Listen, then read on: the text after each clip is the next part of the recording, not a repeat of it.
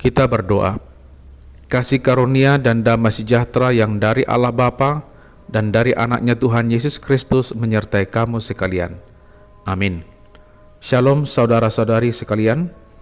Firman Tuhan yang menyapa kita pada hari ini, hari Sabtu, tanggal 29 Juli 2023, dari kitab Pengkhotbah pasal 7 ayat 2. Pergi ke rumah duka lebih baik daripada pergi ke rumah pesta.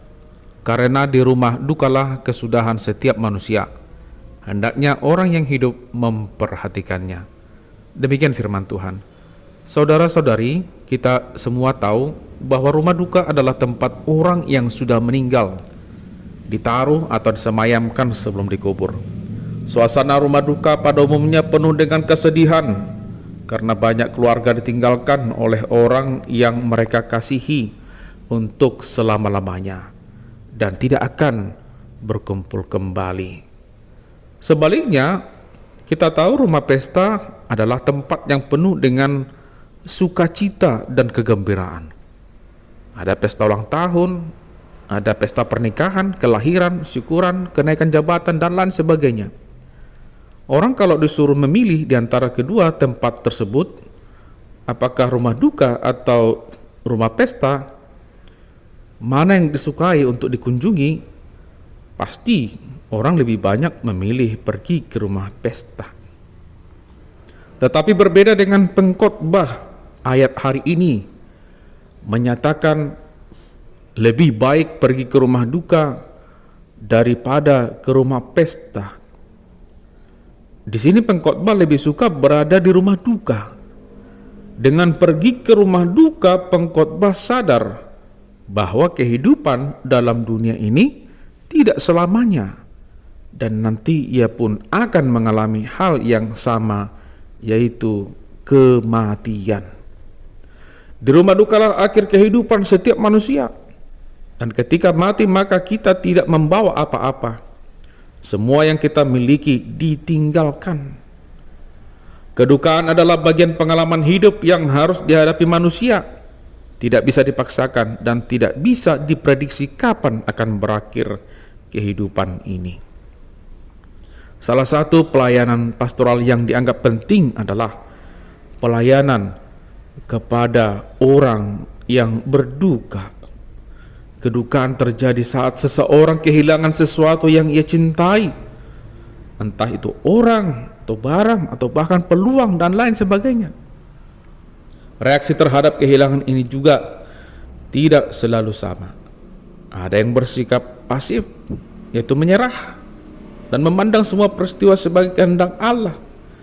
Ada yang bersifat agresif, yaitu memberontak, mengeluh, dan tidak mau menerima kenyataan. Ada pula yang bersikap depresif, yaitu merasa tertekan.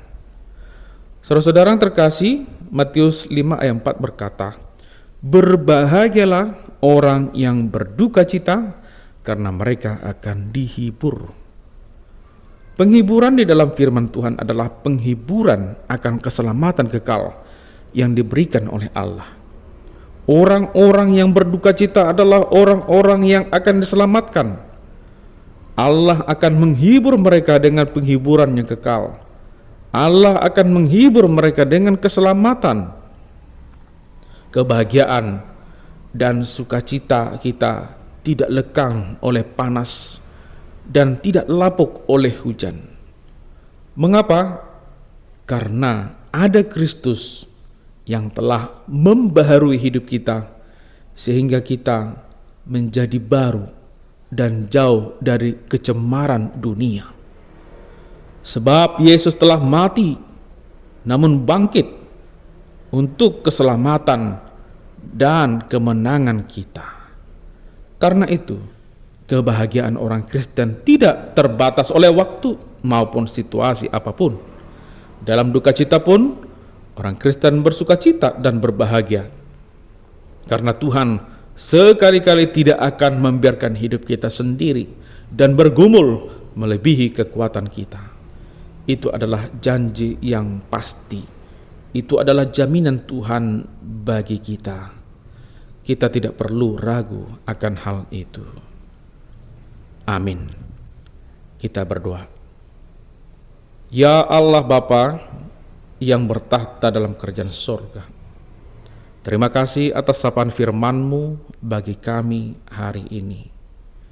Bila hati kawan kami dalam kedukaan, kepadamu kami serahkan, agar Engkau yang menghiburkan, menopang dan menguatkan hati mereka. Mampukan kami untuk dapat mendampingi saudara-saudari kami yang berduka, dan kami hanya dapat menyerahkan seluruh kehidupan kami ke tangan Yesus Kristus, Tuhan dan Juru Selamat kami yang hidup. Amin.